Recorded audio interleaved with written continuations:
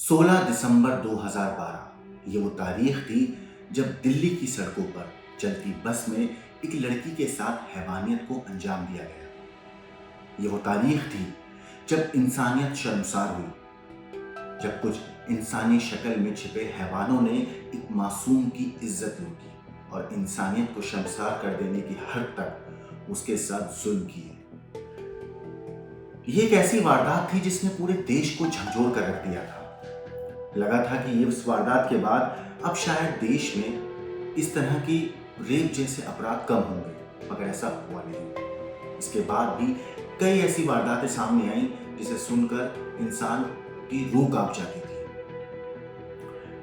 मगर हाल फिलहाल में दिल्ली से सटे गाजियाबाद से एक वारदात सामने आई, जब पता चला कि निर्भया की तरह ही एक लड़की के प्राइवेट पार्ट में कुछ हैवानों ने रॉड के साथ उसके साथ हैवानियत को अंजाम दिया है। 16 तारीख को उस महीने की रविवार का दिन था।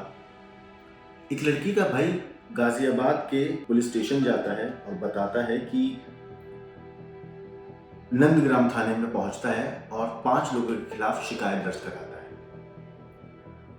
वो पुलिस में बोलता है कि 5 लोगों ने एक लड़की को, मतलब जो नर्स है उसकी बहन के साथ 16 की रात में आश्रम रोड से स्कॉर्पियो गाड़ी में उसे अगवा किया और 2 दिन तक उसे जंगल में रखकर उसके साथ रेप किया। उसके प्राइवेट पार्ट में रॉड डाली, जान से मारने के लिए उसे बोरी में बंद करके आश्रम रोड, जो दिल्ली का एक इलाका है, उसकी सड़क पर फेंक कर वहां से चले गए। पुलिस ने जब ये मामला दर्ज किया तो इस मामले को मीडिया में बहुत हाइप हुआ। यहाँ तक कि महिला आयोग की जो हेड है स्वाति मालीवाल, उन्होंने भी ट्वीट किया, उन्होंने पुलिस को नोटिस भेजा कि आप बताइए कि क्या हुआ है, कैसे हुआ। मतलब पूरी उन्होंने, स्वाति मालीवाल ने भी इस चीज़ को उठाया, मीडिया के कई मीडिया चैनल्स ने भी इस चीज़ को उठाई। ये वारदात अपने में एक ऐसी थी कि हमें निर्भया की याद दिलाती थी, और निर्भया के साथ जो हुआ था उसने पूरे देश को हिला कर रख दिया था। और उसी तरह की एक और वारदात फिर होती है।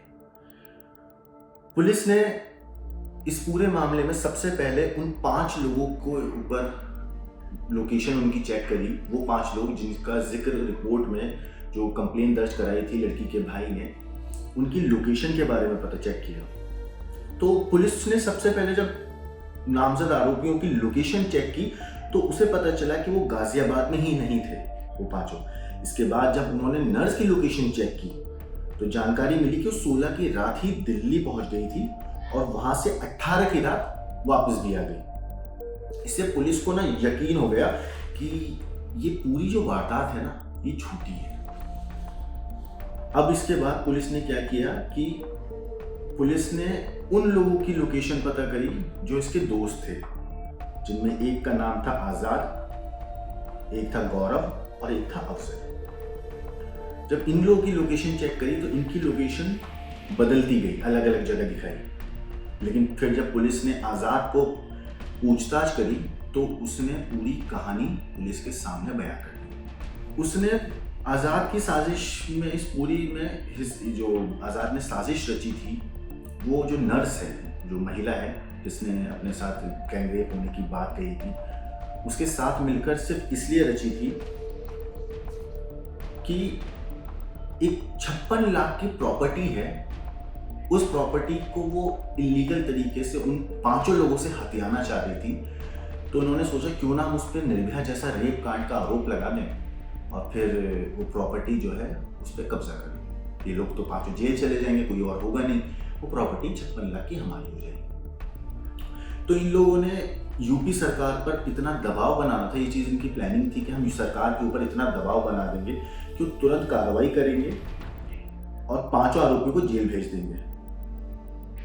इसके लिए इन लोगों ने शातिर जो एक चाल चली, इन्होंने एक शख्स को दिल्ली में पेटीएम के थ्रू पैसे भी भेजे ताकि वो इस पूरे मामले की वीडियो बनाए और उसको हर जगह डिस्ट्रीब्यूट करे, लोगों को शेयर करे, सेंड करे, सोशल मीडिया पे वायरल करे, ताकि सरकार और पुलिस के ऊपर इतना दबाव बन जाए कि वो लोग इस पूरे मामले में उन 5 को जेल की सलाखों के पीछे डाल दें। अब पुलिस ने जब पूछताछ करी तो आज़ाद ने ये चीज़ बोली कि निर्भया जैसा कांड जो था उससे हमें लग रहा था कि अगर हम ऐसा करेंगे तो सरकार पूरी तरीके से प्रेशर में रहेगी।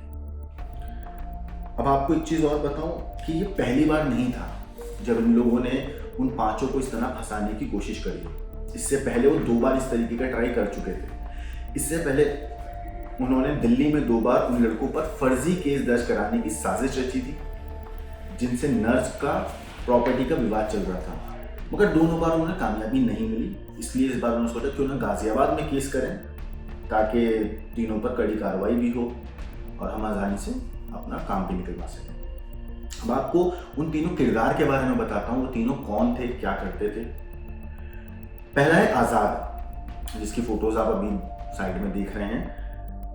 ये आज़ाद जो है दिल्ली के कबीर नगर में प्रॉपर्टी डीलर है और इसके ऊपर साहिबाबाद मुरादनगर में जानलेवा हमला, आर्म्स एक्ट और लूटपाट के कई मामले दर्ज हैं। और ये जो महिला है नर्स, इसका इसके पति से 12 साल से अलग रह रही है और नर्स जो है पिछले 5 साल से आज़ाद को जानती है और नर्स जो है वो कबीर नगर के इलाके में रहती है। दूसरा है गौरव।